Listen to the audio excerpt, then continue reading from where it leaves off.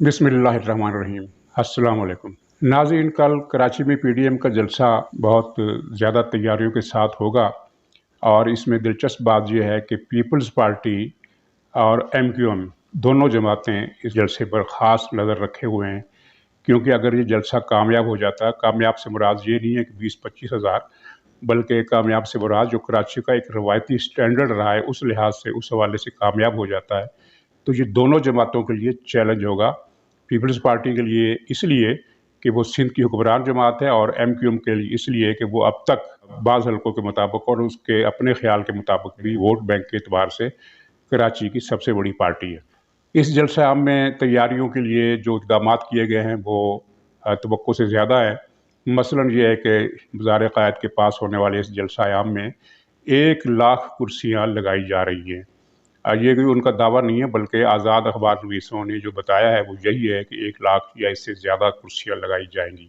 इसका मतलब ये है कि अगर ये कुर्सियाँ भर जाती हैं और इर्द गिर्द भी लोग खड़े हो जाते हैं, तो ये जलसा कराची के स्टैंडर्ड के लिहाज से एक कामयाब जलसा होगा। पीपल्स पार्टी की इसमें दिलचस्पी आइंदा की सियासत के हवाले से भी है। आइंदा की सियासत ये है कि हुकूमत को धांधली से किस तरह बाज रखा जा सकता है, उस पर कितना दबाव डाला जा सकता है, इसलिए कि हुकूमत धांधली का मुसम्मम अज़म जिसे कहते हैं ना, अज़्म समीम, वो कर चुकी है और कतई फैसला हो चुका है कि बड़े पैमाने पर धांधली की जाएगी। इसलिए कि इमरान खान इतना भी बच्चा नहीं है, उसके पास भी पूरी रिपोर्टें मौजूद हैं, और जो मुक़्तदर हल्के हैं उन्होंने भी रिपोर्टें दी हैं कि हुजूर आपको तो कोई सीट भी नहीं मिलने वाली, कम से कम पंजाब में कोई सीट नहीं मिलने वाली। यानी ये ख्याल कि 10 या 15 या 20 या 30 सीटें ले लेगी पीटीआई, ये भी हवा हो गया है। 3 साल की कारकर्दगी ने पंजाब में इस पार्टी को 100% अवामी सतह से उखाड़ कर फेंक दिया है। तो बहुत बड़े पैमाने पर धांधली करना पड़ेगी, और धांधली के बाद का जो एहतजाज होता है वो इसलिए वज़न नहीं रखता कि पाकिस्तान में एक रवायती फ़िक्रा मशहूर कर दिया गया है। रिटायर्ड दानश्वरों के ज़रिए टीवी पर ये मुसलसल बोला जाता रहा है कि ये धांधली की क्या बात करते हैं, जब भी इलेक्शन होते हैं धांधली का शोर मचता है और हर हारने वाला धांधली का रोना रोता है। हालांकि ये गलत है। बेशुमार मौक़े ऐसे आए कि जबकि जमातों ने अपनी शिकस्त तस्लीम की है और उम्मीदवारों ने भी अपनी शिकस्त तस्लीम की है। धांधली का रोना रोने वाले कम होते हैं, और धांधली का रोना तभी रोया जाता है जब धांधली होती है, जैसे कि 2018 में बड़े पैमाने पर धांधली हुई, और इस इलेक्शन में इस बड़े पैमाने से भी ज़्यादा बड़े पैमाने पर धांधली होगी, और वो बड़ी साइंटिफिक होगी। नादरा को उन्होंने साथ मिला लिया है, और नादरा का जो नेक नाम चेयरमैन है वो कमाल का आदमी है, वो कमाल दिखाएगा। और इसके अलावा ओवरसीज़ पाकिस्तानी हैं, फिर ये इलेक्ट्रॉनिक मशीन, धांधली वाली इलेक्ट्रॉनिक मशीन है, ये सारा सिलसिला चलेगा। और इसको रोकने का तरीका वही है कि पेशगी इक़दामात किए जाएँ, और बाद में वावेला जो है वो, चूँकि मकबूजा मीडिया चूँकि इस वक्त मकबूजा हो चुका है, तो वो मीडिया उसको रवायती रोने धोने से ताबीर करेगा कि जनाब चूँकि हार गए हैं इसलिए ये धांधली का शोर मचा रहे हैं। चुनांचे पहला सबक ये है, और पहली जो बात ये है वो ये है कि इलेक्शन से पहले ऐसी फ़ज़ा बनाई जाए जिसमें धांधली के इक़दामात गैर मौसर हो जाए। और इस सिलसिले में अगरचे अपोजिशन ज़राए ये कहते हैं कि अदलिया से क्या राब्ता करें, वहाँ तो जिस तरह के फ़ैसले होते हैं आपको पता है, लेकिन फिर भी अदलिया में फ़ाइट इनको करना पड़ेगी, क्योंकि अदलिया का जो नक्शा है इस वक्त जो इमरान खान की पसंद का, वो नक्शा इस तरह रहता हुआ नज़र नहीं आता। एक बड़ा बहरान अदालत की तरफ बढ़ रहा है। उस बहरान के जो भी नताइज होंगे उनका असर बराह रास्त इमरान खान के धांधली के मंसूबों पर भी पड़ सकता है, बल्कि पड़ेगा। इस दबाव की मुहिम में मुस्लिम लीग और JUI को ये समझ लेना चाहिए कि ये सारा मुकाबला उन्होंने अकेले में करना है, क्योंकि पीपल्स पार्टी शायद धांधली के ख़िलाफ़ इक़दामात में उसका साथ न दे, बल्कि वो धांधली के लिए जो इक़दामात इमरान की हुकूमत कर रही है वो उसका साथ दे। क्योंकि सुनने में आया है, ये शुनीद है कि कहीं ना कहीं से पीपल्स पार्टी को ये यकीन दिलाया गया है कि जो भी हम सिस्टम बना रहे हैं, जो भी धांधली का प्रोग्राम बना रहे हैं, और ये मैसेज इमरान खान की तरफ से नहीं गया है, और पीपल्स पार्टी से कहा गया है कि आपकी डोमेन में हम मुदाखलत नहीं करेंगे। अगरचे इमरान खान इस नुक्ता नज़र से इख्तलाफ करता है और वो ये समझता है कि पीपल्स पार्टी को भी साफ़ कर दिया जाए, लेकिन बवजूद मुख्तलिफ हलकों के लिए पीपल्स पार्टी को साफ़ करना शायद उनकी पसंद खातर ना हो, क्योंकि फिर अपोजिशन का वजूद अमलन ख़त्म हो जाएगा। पीपल्स पार्टी एक यूँ समझ लीजिए कि منتخب اپوزیشن، سلیکٹڈ اپوزیشن کا کردار ادا کرتے رہے گی اور اس طرح ایک بھرم قائم رہے گا۔ چنانچہ ہو سکتا ہے پیپلز پارٹی الیکٹرانک مشین اور دوسری انتخابی اصلاحات پہ حکومت کا ساتھ دے، اور جیسا کہ نظر بھی آ رہا ہے کہ بلاول صاحب اب حکومت پر اس طرح گرج برس نہیں رہے، بلکہ وہ تو اسمبلی کے اجلاس میں بھی جانا انہوں نے بند کر دیا ہے۔ فرینڈلی اپوزیشن ماضی میں ہوا کرتی تھی، اب تو سلیکٹڈ اپوزیشن کا مسئلہ ہو گیا ہے۔ ناظرین، کراچی کے جلسہ عام میں شرکت کے لیے شہباز شریف صاحب کراچی چلے گئے، اور ایک دلچسپ بات یہ ہوئی کہ جو استقبال کا روٹ تھا انہوں نے آخری وقت میں اسے منسوخ کر دیا اور کسی اور راستے سے وہ اپنی منزل مقصود پہنچے۔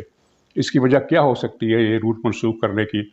بظاہر یہ لگتا ہے کہ ظاہر ہے اگر جلوس نکلتا تو اس میں کافی زیادہ تعداد میں عوام آتے، چلیے لاکھوں میں نہ صحیح، دسیوں ہزار میں صحیح لوگ آ جاتے، 20-25 ہزار، 15 ہزار، 30 ہزار، تو اتنا بڑا جلوس جب نکلتا تو اس میں نواز شریف زندہ باد کے نعرے لگ سکتے تھے، اور بلکہ لگنے تھے۔ چنانچہ یہ بات کسی کو پسند نہیں تھی اور اس لیے یہ روٹ منسوخ کر دیا گیا، یہی وجہ لگتی ہے، اور اس کے علاوہ تو کوئی وجہ ہمیں نظر نہیں آتی۔ اور شہباز شریف جو ہے قومی اسمبلی میں بھی مسلم لیگ کو اپوزیشن کا کردار ادا نہیں کرنے دے رہے، بالواسطہ طریقے سے۔ بالواسطہ کس طرح؟ وہ اسمبلی کے اجلاس میں جاتے ہی نہیں ہیں۔ چنانچہ جب اسمبلی کے اجلاس میں کسی پارٹی کا لیڈر موجود ہی نہ ہو تو اس کے ارکان کی پھر رہنمائی نہیں ہوتی کہ وہ کیا کریں، ان کو کیا حکمت عملی اختیار کرنی ہے، کیا ڈسپلن بنانا ہے، کیا احتجاج کرنا ہے، کب واک آؤٹ کرنا ہے، کب نعرے لگانے ہیں، کب احتجاج کرنا ہے، کچھ نہیں ہوتا۔ یعنی وہ ایک یوسف بے کارواں بن کر مسلم لیگ نون کے ارکان قومی اسمبلی میں بیٹھے رہتے ہیں۔ یوسف بے کارواں کا مطلب پنجابی میں گواچی گاں کہتے ہیں۔ یہ گواچی گاں کی طرح یہاں بیٹھے رہتے ہیں، چاہے خواجہ آصف ہو، چاہے شاہد خاقان عباسی ہوں۔ شاہد خاقان عباسی میں اتنی صلاحیت ہے، اگر پارلیمانی پارٹی ان کی قیادت میں ہو تو وہ حکومت کو ناکوں چنے چبا سکتے ہیں، لیکن ظاہر ہے جب اپوزیشن لیڈر موجود ہے تو پھر اس کی جگہ وہ دوسرا کیسے لے سکتا ہے؟ مسلم لیگ نے اتنا بھی نہیں کیا کہ شہباز شریف اگر نہیں جاتے تو مسلم لیگ کی پارلیمانی پارٹی کا قائم مقام لیڈر ایک اختیار کے ساتھ کسی کو بنا دے تاکہ اسمبلی میں مسلم لیگ نظر آئے۔ لیکن آپ نے دیکھا ہوگا کہ کئی مہینوں سے قومی اسمبلی کے اجلاس جب بھی ہوئے ہیں مسلم لیگ بطور پارٹی نظر نہیں آئی، حتیٰ کہ بجٹ اجلاس میں شہباز شریف نے شرکت کی اور اتنی ٹھنڈی تقریر کی کہ لوگوں کو اب یاد بھی نہیں ہے کہ بجٹ اجلاس میں اپوزیشن کے لیڈر نے کچھ تقریر کی تھی۔ ماضی میں اس سے پہلے بے نظیر نے 2 مرتبہ اپوزیشن لیڈر کی تقریر سے بجٹ تقریر کی، اور 2 مرتبہ نواز شریف نے، بلکہ 3 مرتبہ نواز شریف نے قومی اسمبلی میں اپوزیشن لیڈر کے طور پر بجٹ تقریر کی، جو سب کو یاد رہی، اخبارات نے اس کو یاد رکھا، اور ان تقریروں کے، بے نظیر کی تقریر بھی اور نواز شریف کی بھی، دونوں کی تقریروں کے چرچے میڈیا میں ہوتے رہے کہ بڑی زبردست تقریر تھی۔ ظاہر ہے وہ اتنی تیاری کے ساتھ آئے تھے اور یہ سوچ کر آئے تھے کہ حکومت کی ناکامیوں کو اجاگر کرنا ہے، اور حکومت کی جہاں جہاں حکومت نے غلطی کی ہے یا جہاں جہاں حکومت نے کچھ دھوکہ بازی کرنے کی کوشش کی ہے اس کو بے نقاب کیا جائے۔ جبکہ شہباز شریف اس نیت سے آئے تھے کہ باغباں بھی خوش رہے اور خوش رہے صیاد بھی، تو اس طرح کی تقریر انہوں نے کی۔ نہ حکومت کو اس سے کوئی رنج پہنچا، نہ عوام کو کچھ پتہ چلا، نہ ان کو کوئی ناراضگی ہوئی، جن کی ناراضگی سے شہباز شریف بہت زیادہ ڈرتے ہیں۔ شہباز شریف نے اپنا بیانیہ 3 سال میں نافذ کر کے دیکھ لیا ہے کہ اس کا نتیجہ صفر کے سوا کچھ نہیں نکلا۔ تو اب وہ کراچی میں بھی مسلم لیگ نون کو بے عمل اور غیر مؤثر نادانستہ طور پر کرنے کی مہم پر ہے، جس کا نقصان نواز شریف کو اور مریم کو ہوگا۔ اور حیرت کی بات ہے کہ نواز شریف اور مریم کی طرف سے کوئی مداخلت یا کوئی رد عمل یا کوئی ہدایت یا کوئی بات سامنے نہیں آ رہی کہ کراچی میں مسلم لیگ نون کو کس طرح بچانا ہے۔ اور شاید مسلم لیگ نے یہ طے کر لیا ہے کہ پنجاب میں ہم قائم و دائم ہیں، بلکہ ہمارا ووٹ بینک بھی بڑھ گیا ہے، مقبولیت بھی بڑھ گئی ہے، اس لیے ہمیں کراچی کی ضرورت نہیں۔ لیکن بات پھر وہی ہے کہ پنجاب میں اگر آپ کی 90% بھی مقبولیت ہو جائے تو الیکٹرانک مشین کے ذریعے اس 90% کو 10% کر دیں گے، تو پھر آپ کیا کر لیں گے؟ اس لیے جتنا احتجاج اور دباؤ بنانا ہے وہ آپ کو الیکشن سے پہلے بنانا ہے، اور پھر یہ وقت اگر ہاتھ سے نکل گیا تو بعد میں موقع نہیں ملے گا، اور پھر آپ سمجھدار ہیں کہ کیا ہوگا۔ ناظرین، آخر میں چلتے چلتے افغانستان کا تھوڑا سا ذکر میں کرنا چاہتا ہوں، جہاں کابل ایئرپورٹ کے باہر 2 بم دھماکے ہوئے اور ان میں 170-80 بندے مارے گئے۔ تقریباً 200 کی اطلاع ہے کہ 200 کے قریب مارے گئے اور اتنے 500-600 زخمی ہیں، جن میں 13 امریکی فوجی ہیں اور باقی سب افغان شہری ہیں۔ کچھ افغان پولیس اہلکار تھے، 25-30 سے زیادہ طالبان رضاکار تھے اور باقی عوام تھے۔ اور کافی دردناک مناظر بھی دیکھنے میں آئے۔ مثلاً ایک ماں اپنے 6 بیٹوں کے ساتھ سفر کر رہی تھی، وہ 6 کے 6 مر گئے اور ماں بچ گئی، اور ماں وہ تھی، وہ 6 بیٹوں کو لاشوں کو ہلا ہلا کر دیکھتی رہی کہ شاید کوئی ان میں سے ایک آدھ زندہ ہو، لیکن وہ کوئی بھی زندہ نہیں تھا۔ اس ماں کے دکھ کا کیا اندازہ لگایا جا سکتا ہے۔ اسی طرح ایک ماں کے 2 بیٹے مارے گئے۔ یہ بہت بڑا قتل عام تھا جس کی ذمہ داری داعش نے قبول کی ہے۔ اور ناظرین، یہ ایک نیا کھیل ہو سکتا ہے۔ داعش وہی پارٹی ہے جس نے شام میں ایک پرسرار کردار ادا کیا۔ شام میں جب بشار حکومت کے خلاف تحریک آزادی بالکل کامیابی کے قریب تھی، حمص، حما اور حلب سمیت، بلکہ درہ، دمشق کے جنوب میں یہ سارے شہر ان کے قبضے میں آ گئے تھے، اور بشار کی فوج کے پاس صرف دمشق رہ گیا تھا، بلکہ دمشق کے بھی جو بیرونی ضلع تھے، یعنی باؤنڈری والے ضلع، جس طرح لاہور میں ٹھوکر نیاز بیگ اور چونگ اور ہنجروال کے علاقے ہیں، یا کراچی میں سہراب گوٹ کے علاقے ہیں، یہ بھی تحریک آزادی کے قبضے میں آ گئے تھے، اور بشار کے پاس صرف دمشق کا اندرونی حصہ اور لتاکیہ اور حلب کا کچھ حصہ رہ گیا تھا۔ باقی تمام شہر جو تھے وہ اپوزیشن کے قبضے میں آ گئے تھے۔ اس وقت داعش نمودار ہوئی اور اس نے ایک بڑے علاقے پر قبضہ کر لیا، ان سے چھین لیا، کچھ علاقہ شامی فوج سے چھینا، کچھ ان سے چھینا، اور پھر ایسی دہشت گردی کی جس کے نتیجے میں امریکہ اور روس اور ایران کو وہاں بمباری کا بہانہ مل گیا، اور اس بمباری میں 10 لاکھ شہری قتل ہوئے، اور تقریباً 60 لاکھ، یعنی شام کی کل آبادی 2.25 کروڑ کے قریب ہے، تو 1.5 کروڑ کے قریب، اور 1.5 کروڑ میں سے 60-70 لاکھ آبادی مہاجر ہو گئی ملک کے اندر، 30-35 لاکھ باہر چلے گئے، یعنی ملک کی آدھے سے زیادہ آبادی اپنے علاقوں سے بے گھر ہو گئی۔ اتنا بڑا سنگین انسانی سانحہ، اس کی ذمہ داری داعش پر ڈالی جاتی رہی ہے، اور داعش کے پیچھے کون ہے یہ ابھی تک راز ہے۔ بہت سارے لوگوں کا خیال ہے کہ یہ امریکہ کی اعلی کار ہے، امریکی مقاصد کے لیے کام کرتی ہے، واللہ عالم، لیکن بہرحال اس نے جہاں بھی خون بہایا ہے، مسلمانوں کا بہایا ہے، اور اس کا جو فلسفہ ہے بڑا عجیب و غریب ہے۔ اس کو کہا جاتا ہے کہ یہ خارجیوں کی جماعت ہے، لیکن خارجی غیر فوجی عوام کو قتل نہیں کرتے، جبکہ داعش نے غیر فوجی عوام کو قتل کیا۔ اور یہ اب افغانستان میں ایک نیا کھیل کھل رہی ہے۔ کابل ایئرپورٹ کے باہر بم دھماکوں کی کوئی تک نہیں تھی، کیونکہ قابض فوجی جا رہے تھے، آ نہیں رہے تھے۔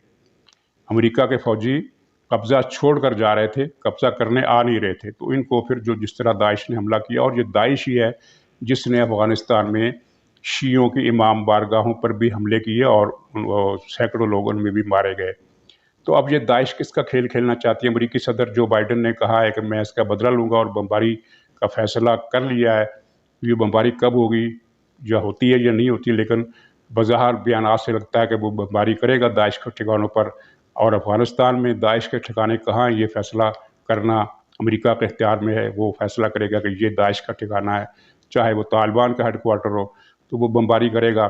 اگر وہ بمباری کرتا ہے تو پھر پتہ چلے گا کہ اس گیم کے پیچھے کیا ہے، اور اگر یہ بمباری ہوتی ہے تو پھر افراتفری پھیلے گی افغانستان میں، اور اس افراتفری کی زد میں پاکستان کے سرحدی علاقے آئیں گے، جہاں پہلے ہی دہشت گردی اب بلا ناغہ بنیادوں پر، روزانہ بنیادوں پر ہونے لگی ہے۔ دہشت گردی تقریب کاری ہر روز، ہمارے جوان بھی شہید ہو رہے ہیں، ہمارے شہری بھی شہید ہو رہے ہیں۔ تو یہ اس کا مطلب یہ نہیں ہے کہ یہ لوگ طالبان کی وجہ سے کر رہے ہیں، بلکہ جو افراتفری کا ایک سما پیدا ہوا ہے اس موقع سے یہ فائدہ اٹھا رہے ہیں۔ پیچھے بھارت بھی ہو سکتا ہے، پیچھے TTP بھی ہو سکتی ہے، پیچھے دوسرے عناصر بھی ہو سکتے ہیں، لیکن ان کو ایک مہمیز ملی ہے عمران خان کی حکومت آنے کے بعد، اور اگر افغانستان میں افراتفری بڑھتی ہے تو دہشت گردی کے واقعات میں اضافہ ہو جائے گا، جو پاکستان کے لیے ایک بڑی مصیبت کا باعث بنے گا۔ اور کیونکہ پچھلی مرتبہ جب دہشت گردی ہوئی تھی تو پاکستان کی معیشت اتنی تباہ حال نہیں تھی جتنی عمران خان نے اب کر دی ہے۔ عمران خان نے تو معیشت کو خیر سے رڑا میدان بنا دیا ہے، تو اس رڑے میدان والی معیشت میں جب خدا نخواستہ اگر دہشت گردی کی کوئی نئی لہر آئی تو وہ پاکستان اس کا متحمل نہیں ہو سکے گا، اور اس کے لیے ہماری کوئی تیاری بھی نہیں ہے، اور عمران خان کی سنجیدگی اس بارے میں قطعاً نہیں ہے، اس قضیے سے کوئی دلچسپی نہیں ہے۔ اور اس کا ثبوت یہ ہے کہ افغانستان کے مسئلے پر اس نے ابھی تک پارلیمنٹ کا کوئی اجلاس نہیں بلایا ہے، اور پارلیمنٹ کا اجلاس اس نے کیا بلانا تھا، وہ افغانستان کے مسئلے پر جو مقتدر حقیقی حکومت کے حلقے ہیں انہوں نے جو بریفنگ دی، ان میں اپوزیشن کے ارکان آئے، حکومت کے بھی ارکان آئے، لیکن اس میں عمران خان نے شرکت کرنا گوارا نہیں کیا۔ تو یہ منظرنامہ ہے جو میں نے بتایا، ایک سیاسی حوالے سے کہ دھاندلی کی تیاری ہے، اور دوسرا دہشت گردی کے حوالے سے افغانستان کے پس منظر میں اور دونوں کی صورتحال وہ ہے جسے ہم گرم کہتے ہیں، سیریس کہتے ہیں اور پریشان کن کہتے ہیں۔ تو ناظرین، یہ دعا کا مقام ہے۔ اب میں آپ سے اجازت چاہتا ہوں، انشاءاللہ اگلے ولاگ میں ملاقات ہوگی۔ خدا حافظ۔